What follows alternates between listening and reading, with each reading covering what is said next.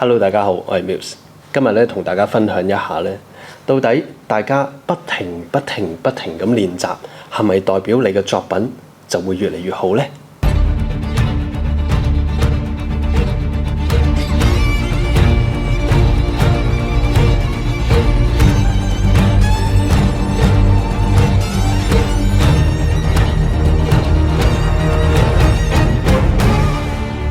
我記得大概喺2年前咧，我就同大家分享過2段影片嘅，有一段咧就叫做刻意練習，另外一段咧就叫做心意表徵。呢2段影片咧，我都好用心去同大家詳細去分享嘅。如果大家仲未睇嘅話咧，可以睇下。今日咧嘅題目咧，其實係同嗰2段影片咧係有關係嘅，可以話接住落咁樣啦。嗰段影片咧，我就係分享我睇完一本書叫做《刻意練習》。喺本書入邊咧，作者係針對喺呢個世界上面啊，有好多好出色嘅運動員啦、音樂家啦、任何捉棋嘅專家啦，所有嘅專長嘅人士，到底點解佢哋會成功嘅咧？喺呢個世界上咁多億嘅人口啊，點解只可以有咁少嘅部分嘅人係會成功嘅咧？咁到底其他人點解會做唔到嘅咧？又或者做唔夠好，去唔到咁極致嘅咧？喺嗰本書入邊就係分享需要刻意練習，而刻意練習整體嚟講係需要揾一個老師，亦都係需要一啲回饋，就係話需要老師俾一啲意見，而針對性咁去練習學習。我哋經常咧聽到有一句説話咧，就係 practice makes perfect， 就係話當你不斷咁練習，自然就可以達到完美。基本上就係熟能生巧咁嘅意思啦。但係慢慢日子過咗咧，我哋又聽到有另外一句説話咯，就係 practice makes permanent。你不斷咁 practice 咧，唔代表你可以變得完美嘅。不斷咁 practice 只會令到你變成一種永恆，就係你一種習慣。你不斷去做一樣嘢，其實自然啊，你將會變成一種好似 muscle memory 嘅一種肌肉嘅記憶。你不斷日日去做緊同一樣嘢，你變咗眯埋眼你都識做，但係唔係做得啱，又或者叫做正確嘅咧？嗱，呢一樣嘢係好保留嘅，因為始終冇一樣嘢叫做乜嘢叫一定係正確啊。包括你玩音樂，包括你彈任何嘅樂器，當然啦，彈樂器好似有一個標準嘅動作你要跟，但係喺呢個世界上的確係有一啲動作做得好古怪，又或者唔好睇，但係佢又玩得好厲害、玩得好勁嘅人係存在喺呢個世界。咁所以咧，我就唔係針對講緊乜嘢叫絕對正確，我只可以講咧，就係不斷重複去做一樣嘢咧，的確係會令到你變成已經習慣咗，變成係你嘅生活一部分，你身體嘅一部分。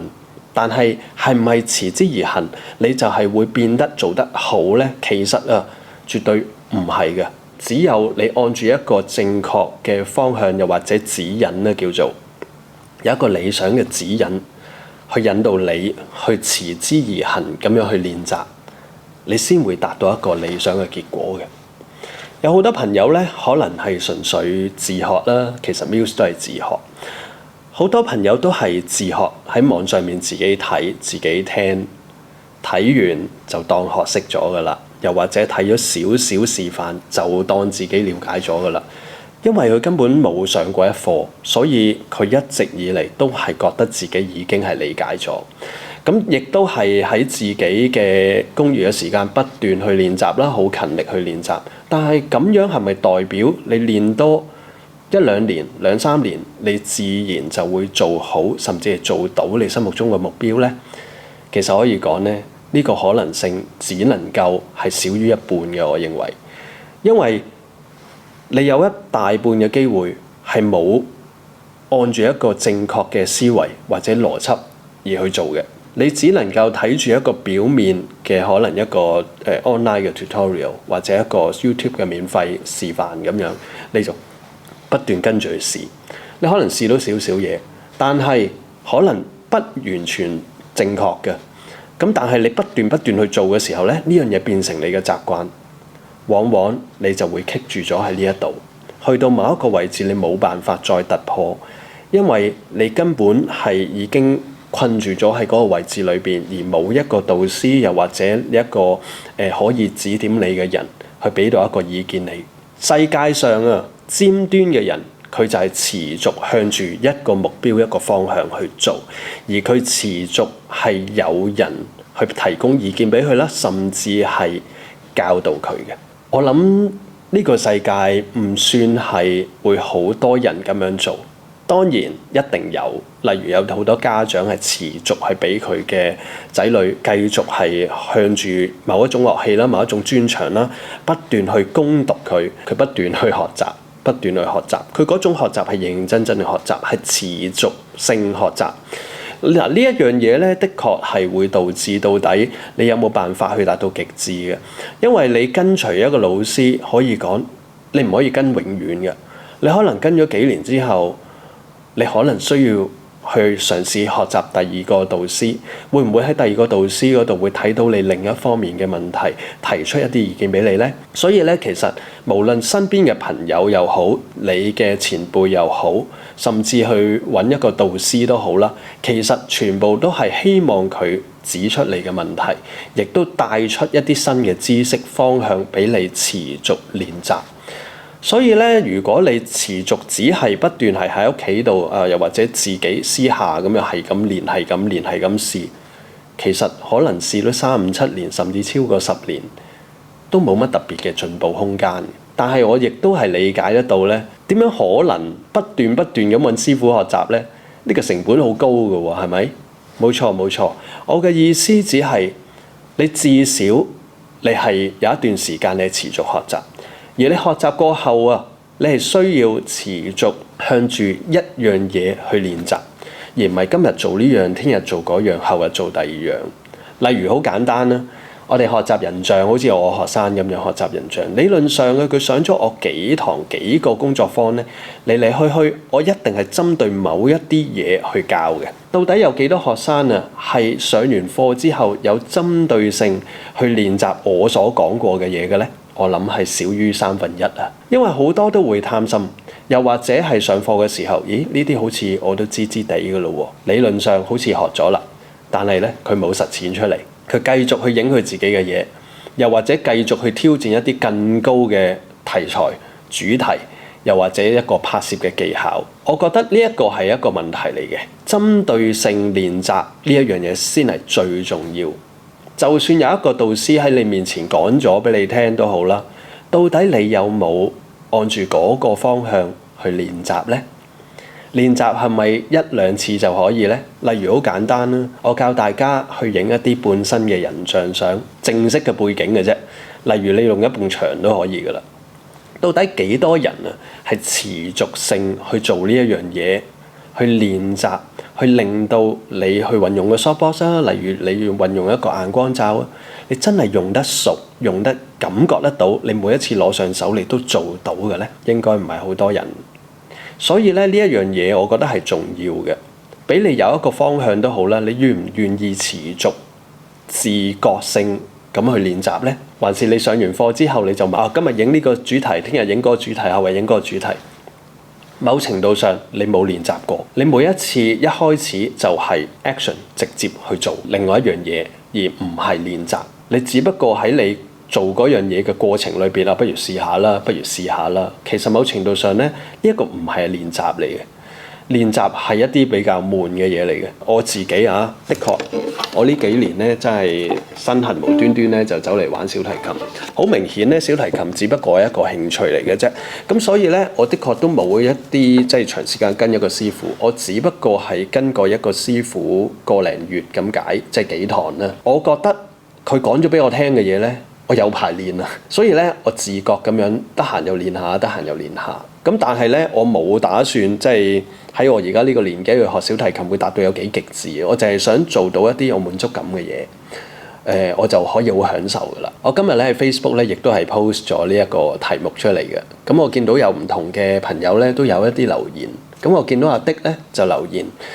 雖然做得唔完美，但係佢依然係可以樂在其中嘅，絕對係認同嘅。呢一個情況就等於我玩小提琴一樣，又或者我彈琴，或者我彈 bass 咁樣，我冇導師，又或者我只係跟個導師幾堂，我好享受我做到少少嘅結果，唔完美，但係咧我係非常之樂意去繼續做落去，繼續練習落去，繼續用我自己模式去練習落去，因為我冇打算點樣走到極致。因為如果我走到極致嘅話，我需要投放更多嘅時間去持續跟一個導師學習啦，甚至我可能要放低其他嘅工作或者興趣，而去按住一個目標去做。我以前分享過嘅，我喺我小學嘅時候咧，大概3年班咧，認為我自己打羽毛球好出色嘅。因為我喺小學去到初中咧，我都真係叫做贏到好多人嚇，包括同學啦，包括老師啦。我一路都覺得我自己已經係好叻㗎喇。當我羽毛球一路都覺得係自己嘅長處，繼續去到我中學嘅時候咧，我就跟一個港隊嘅教練去繼續去學習，繼續去嘗試去考一個教練牌啦。咁但係其實我唔知我未來嘅方向做乜，但係我好中意羽毛球。但係當我接觸到音樂之後咧，我就放棄咗羽毛球，因為我必須要好專注咁去做一樣嘢。咁所以咧，我投放咗好多心機時間去跟老師啦，去跟我哋嘅band 友啦，可以叫，因為 band 友其實某程度上都啟發我好多。有好多人都比我叻㗎，雖然我係 band leader，但係其實我揾嘅每一個 musician，佢哋其實都教曉我好多嘢。你係可以喺身邊嘅攝影嘅朋友上邊咧，去啟發到你自己。又或者可以講攝影圈裏邊，亦都係攝影圈入邊有好多唔同嘅朋友。到底你有冇認識呢啲朋友呢？Muse 咧，坦白講又真係特別另類嘅，我係冇嘅。有好多嘢我都係喺我自己啟發我自己。咁我唔可以用我呢一個咁另類嘅例子去啟發大家，但係我可以肯定嘅，如果你身邊有一啲朋友同你一齊影相一齊玩，佢哋影相可能比你好。你可以喺佢哋身上面學到一啲嘢，亦都係針對性去練習某一啲嘢。咁當然啦，你身邊個朋友到底有冇心分享俾你呢？有冇心去即係啟發你呢？協助你呢？又或者一齊進步呢？嗱，呢一個真係好另計嘅嘢嚟嘅。呢一個呢，真係冇擔保嘅，但係可以肯定，同你一齊同行嘅人呢，絕對係一個好幫你啟發嘅人嚟嘅。咁所以咧，老師並唔係一定要下下都好似我俾錢去請一個老師教我小提琴啦，教我琴啊，教我吉他咁樣。其實當然呢一個係一個好嘅渠道，但係我理解嘅呢個唔可以不斷咁持續咁樣嘅。即係當然我自己有一個年費計劃，都有好多同學都持續跟咗我1-2年啦。咁但係坦白講啦，1-2年算得乜嘢呢？1-2年只能夠我跟大家行一段路，到底中間有冇你自己能夠自覺性咁樣去針對性練習呢？呢個先係最重要嘅。咁所以咧，喺我今日嘅分享裏邊咧，我好想帶出一點啊，就係當你持續不斷去做緊一樣嘢，而你根本你都冇人去指點你到底係定唔係，而你不斷去做嘅話咧，其實某程度上有少少浪費時間，同埋當你學壞咗手勢之後咧，你好難翻轉頭嘅。所以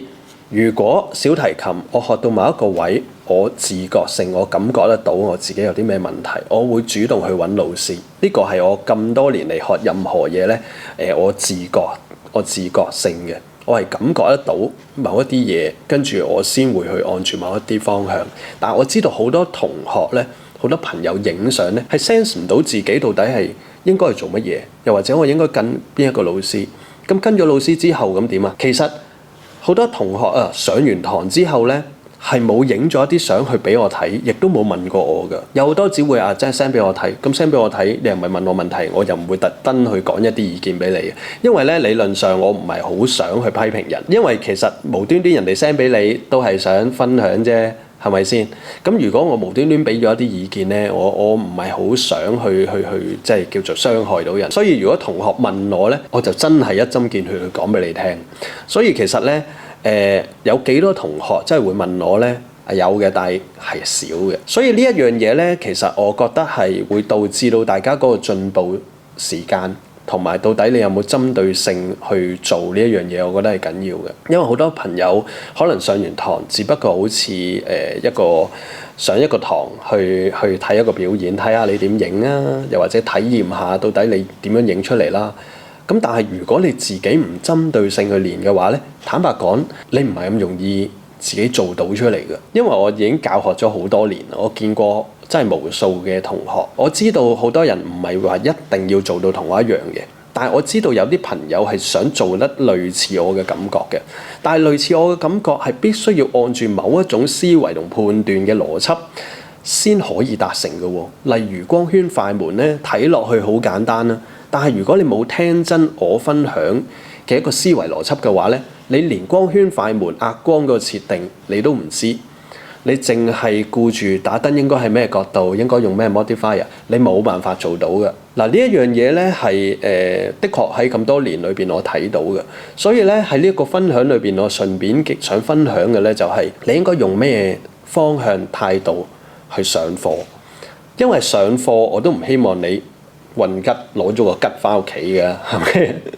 即係我係希望你帶到嘢翻去，而呢一樣嘢係可以喺你嘅攝影裏面運用到出嚟，呢一個好緊要嘅。我可以肯定，今日你上完堂，聽日你未必即刻做到，但係呢一個啟發係存在喺你嘅心裏邊。當你某日突然間得到啟發，你會突然間明晒上堂我講嘅嘢，有好多嘢你唔知喺邊度聽過，又或者係真係其中一個朋友隨心咁樣噏咗兩句，跟住咧你可能喺某一段時間你突然間啟發，絕對係會嘅。所以咧好緊要嘅就係到底你有冇自己用心持續去學習，持續學習，持續去揾出答案，跟住針對性去練習。繼續睇下呢啲朋友嘅留言咯。練習確實唔一定進步嘅，不過如果連練習都放棄嘅話咧，佢就會連攝影嘅熱情都會消失啦。都係阿的嘅留言嚟嘅。我諗咧呢一樣嘢咧就分咗兩個角度嘅。我頭先一開始講過啦，刻意練習呢一本書咧，又或者我講嘅呢句説話呢個 code 咧，其實係針對一啲精英啊。我哋其實係好想知道啲精英點解可以變成精英嘅。我覺得係好 specific 去講緊呢一樣嘢，而唔係一般人嘅學習。好似我學習小提琴，我只不過係一般人，我真係一般人，因為我冇咩特別大嘅夢想理想，又或者一個好遠大嘅目標去做一啲嘢。我只係好想一個興趣去令到我可以即係抒發情感啊，去令到自己開心咁解嘅啫。咁我頭先講嘅呢一啲嘢咧，其實係針對性，你有冇希望去達到極致？因為我可以肯定，一個頂尖嘅運動員，一個頂尖嘅音樂家、樂手，佢哋唔會咁隨心我真係希望自己開心，保持個熱情就算㗎啦，唔可以咁樣咯。所以我先講緊，如果你真係好希望，你真係好有目標去達到某一啲嘢嘅話咧，我哋嗰個目標，我哋嗰個心嘅一個方向係並不能夠始於一個低嘅層次嘅。咁所以咧，純粹玩緊一個小提琴，又或者係我身痕去買一支 bass 嚟彈下嘅話，其實我呢一種熱情係完全係同意阿的你所講嘅嘢嘅。咁所以咧，我諗大家就千祈唔好混淆咗呢一樣嘢啦。因為如果你真係頂尖嘅話咧，某程度上你不斷去練緊一啲可能錯誤嘅嘢，的確係浪費時間嘅。因為呢一樣嘢持續落去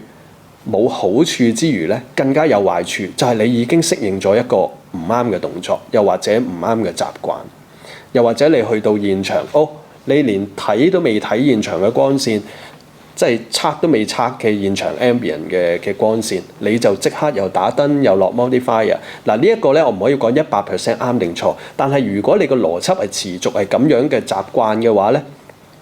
呢一樣嘢將會變成你嘅身體一部分。你每一次影相，你自然嘅動作就會係咁樣，你唔會考慮其他更多嘅因素。始終練習咧，有老師冇老師，你都需要練習。只不過咧係如果你係冇上過課，我係強烈建議你去上課嘅。就當然啦，我唔係賣廣告叫你一定要上我嘅課，我只係講你任何嘅老師你都可以虛心去學習。我相信任何嘅老師咧都會有一啲嘢係可以啟發得到你嘅。例如你純粹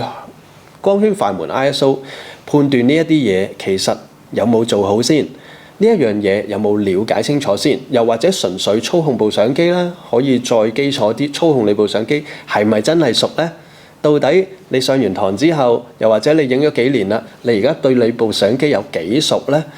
其實呢一啲都係值得大家自己深思一下，係咪真係一定要一啲係好複雜啊、好高深嘅學問啊嗰啲我先真係花心機時間落去呢？唔係嘅，所有嘢都係基礎。有好多好叻嘅音樂家，當然佢表演嘅時候全部都係樂曲嚟㗎啦。咁但係佢練習嘅時候，佢會唔會練 scale 呢？練一啲音階呢？會唔會係真係不斷咁去，即係淨係彈歌曲，唔去彈一啲練習曲呢？其實唔係嘅，練習曲係好重要嘅。我亦都係深明到呢一樣嘢，但係可以講俾大家聽，我玩呢啲嘢呢，我唔練嘅，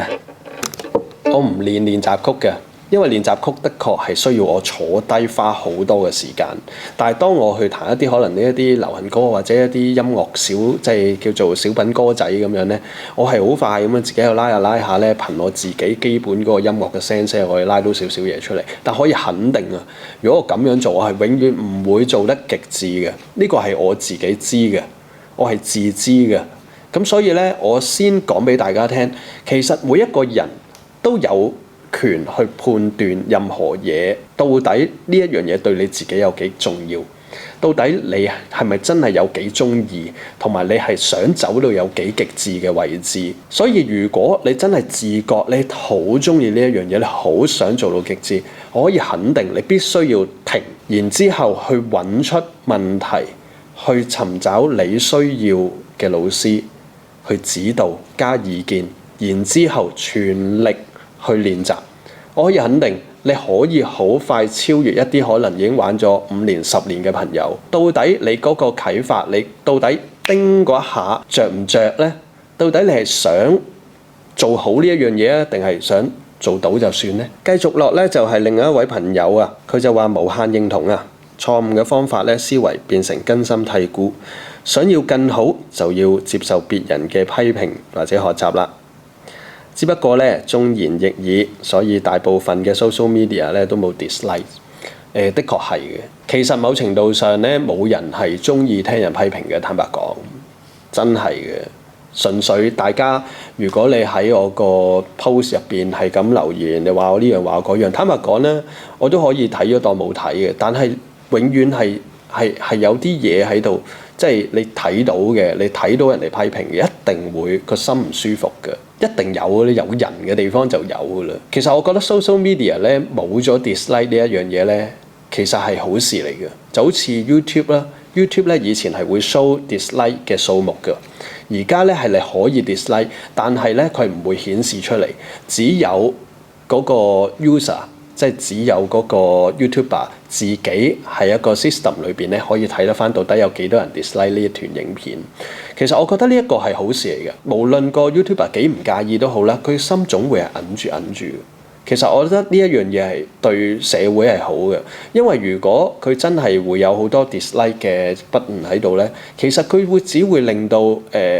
喺成個 social media 裏邊啊，好多怨氣，會好多好唔開心嘅嘢，亦都可能分分鐘會令到好多 YouTuber 係抑鬱，會好唔開心。咁所以其實我覺得呢一樣嘢係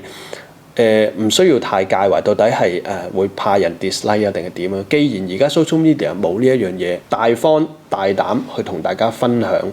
其實從分享作品裏邊，大家係可以睇得到大家嘅一啲進步空間，一啲善意嘅意見咧，絕對係好嘅。但係好多時咧，文字就冇語氣，好多時都好似會誤解咗，甚至係即係扭曲咗變咗第二樣嘢。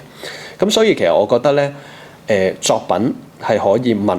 你身邊嘅好朋友，又或者咧，甚至係去問一個老師。我諗老師俾你嘅意見咧，一定係會更加有用。咁所以我覺得，如果你真係好想人哋俾意見你不妨去嘗試去揾一個老師，因為呢一樣嘢呢係最直接嘅一個回饋，係可以俾翻一個意見你。到底你啲作品爭咗啲乜嘢啊？到底你影嘅時候做咗啲乜嘢？點解會做到咁嘅結果出嚟呢？其實我諗呢一樣嘢呢，老師係最清楚嘅。持續學習，持續練習，一定係會行少好多冤枉路嘅。下次再分享。